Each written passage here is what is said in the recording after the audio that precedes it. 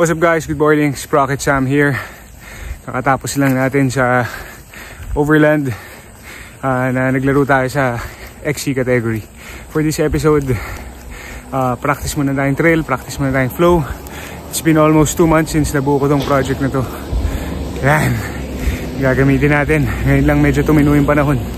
And iba bike check din natin. What bike? Yan, stay tuned, mamaya isa-isayin natin pyesa. Tapos test ride din natin siya. Let's go!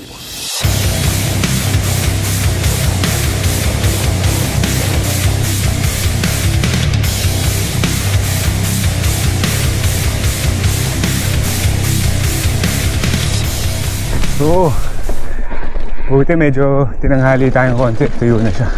I miss this place so much. And it's the perfect venue to try out yung pinabago nating project na binuo. Pangtanggal kate. And of course, panghasa ng mga skills natin.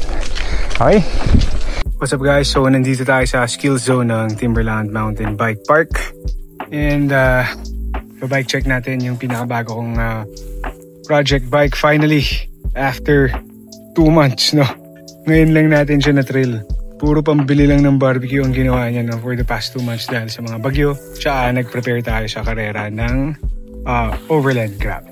So, sige, the frame is Santa Cruz High Tower CC, no? So, it's top of the line.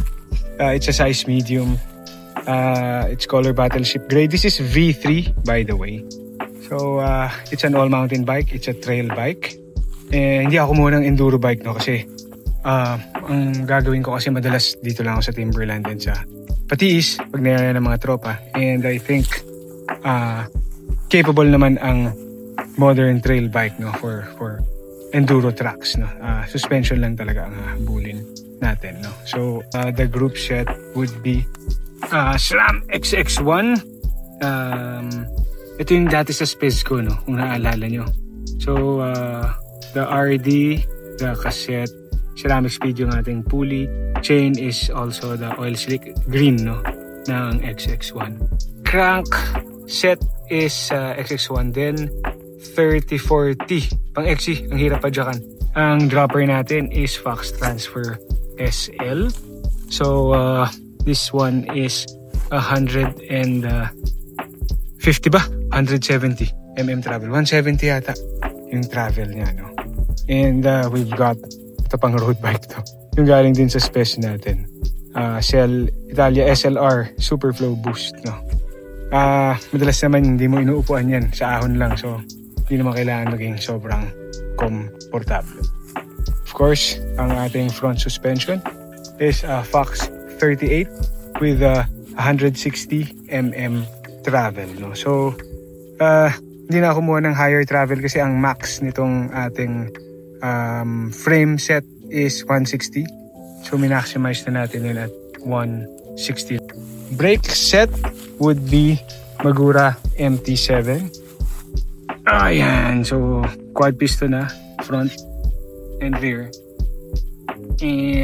Level, yung lever niya is also the same. Medyo naninibago lang ako sa lapad ng handlebars niya, which is the M7. This is uncut. Yung layo ng brake lever to brake lever is 24. Yung sa XC ko is 22. So medyo naninibago ako dun sa difference na yun. Takes a while getting used to. Pero mas manageable siya sa tight corners, no? The stem is also, yung rise nito is I think 20 to 25. Kung hindi ako nagkakamali. The stem is also NV. 35 lang yan. 35 lang yung haba niya. The grips are ESI. This is actually an XC grip, no? Pero I don't know, mas preferred ko kasi yung grips ng XC, no? Mas plush siya. Okay, rear shock natin is RockShox Deluxe Ultimate, I think yung tawag. So medyo chop suey Fox RockShox, no? Pero eventually papalitan natin yan. But it does the job. Of course, yung hubs natin Chris King, yung pinakabago, purple. Sobrang sarap sa tenga pag umikot, lalo yung hub sa likod. Wheel set natin is yung R3 Composites. 32 spokes siya. Internal niya I think is 30 rin yata, no? Kung hindi ako nagkakamali. And the tires of course is Assegai ng Maxxis 2.5. Of course, max grip. Grabe! Last week nandito ako, trinay ko yung Maxxterra. Walang kwenta yung kapit. In my experience, sumemplang ako. Grabe. As in riding lang, sumemplang siya. Sa dulas, napa-feather lang ako sa preno, sumemplang na. Don't buy that tires. Laging max grip guys, pag pang trail, no? So, same din sa likod.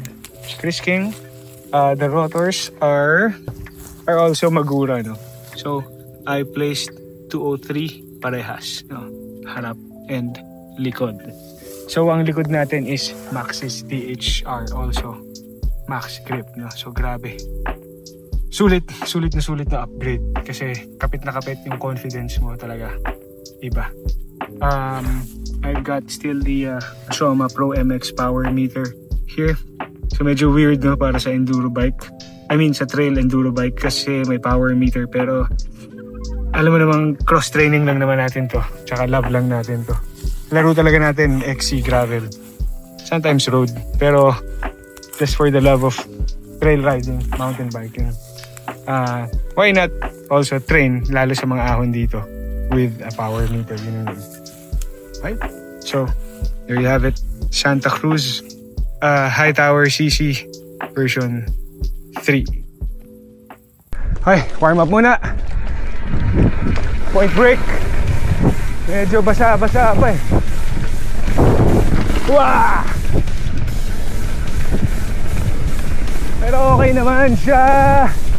Let's go! Okay, so this is officially the first time I'm trying it out sa trail. Ang una kong na-notice is comparing it dun sa XC, no? Kasi lagi for the longest time, puro yung Lando, yung XC bike yung ginagamit ko dito. Medyo makupad siya. Ramdam na ramdam ko talaga yung 14.8 kilos of weight, no? Of all mountain weight na nasa ilalim ko. So, hindi siya ganun ka-slick. Though, mas plush siya, no? Yun yung una kong naramdaman sa kanya. Especially dito sa flowy part ng point break where sunod-sunod yung mga drops na susunod. Since we have got 160 mm of travel in front, 145 sa likod dyan, drop, bam! Okay na okay siya. Ito pa, isa pa. Boom! Plush na plush yung feeling. No? So, yun kagad yung na-notice ko. Mas plush yung feeling. Though medyo mabigat siya. Mas comfortable siya, especially on drops like that, no? Mas confidence inspiring talaga rin siya kasi alam mong ganun kalaki yung travel na meron ka, no? I'm not sure if I'm overbiked. Pretty much siguro I'm overbiked na for this warm-up session. Pero tignan natin, no? Tagal kasi mag-init eh. Pag medyo nag-warm up na, try natin sa mas okay na trail. Right, so for our first descent test, dito tayo sa blue zone, no? Or ngayon ang tawag na Enter the Dragon. So may mga drops dito like that. Same feel, medyo sluggish pero mas plush. Pero dito sa corner, napansin ko no, mas glued siya, no? Mas firme siya since may konting weight siya. Dun sa mga berms na ganun, mas nagsistick talaga pag binaon mo, no? Pag talagang pinasok mo siya ng may paon, no? So this part na to, finiture ko talaga kasi medyo twisties siya, no? Medyo mas not really switchback pero ma-flow siya. Ang napansin ko lang dito is yung since medyo malaki tayo, medyo para tayong downhill sled, no?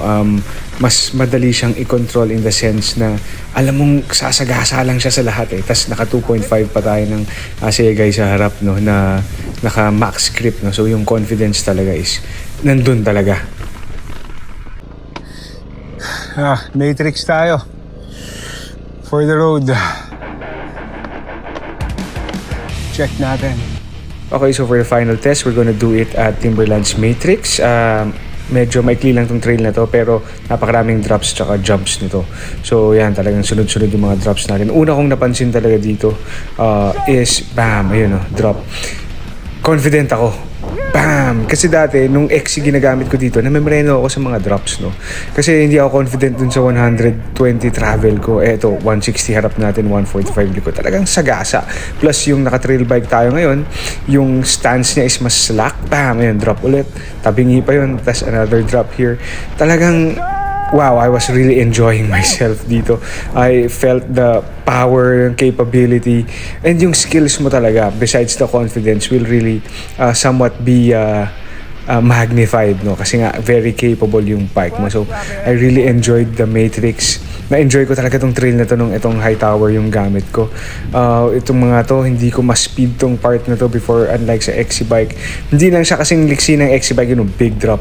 Hindi lang siya kasing liksi ng XC bike, no? Pero it's really very fun and confidence inspiring. So, sa climb, syempre, kung sanay kayo sa XC o sa gravel bike, makunat talaga siya. Lalo na yun, sinasira pa yung kulang kasi yung kadena ko. So hindi ako makapag 52T, naka 46 tayo ngayon, 34 harap. Kunat, tas ang inaahon natin 14.8 kilos na trail bike. Switchback. Teka lang Oy! Yun. Okay. So, okay naman sa ahunin, kaya naman. Yun nga lang, kailangan sanay ka sa ahunan. Otherwise, kung tagal ang MTB laro mo, mahirapan ka. It takes a while getting used to kung sanay ka sa road, sa gravel, or sa cross country. But otherwise, kung okay naman yung aerobic engine mo, naaahon naman siya. Okay, launchpad na tayo. Tara.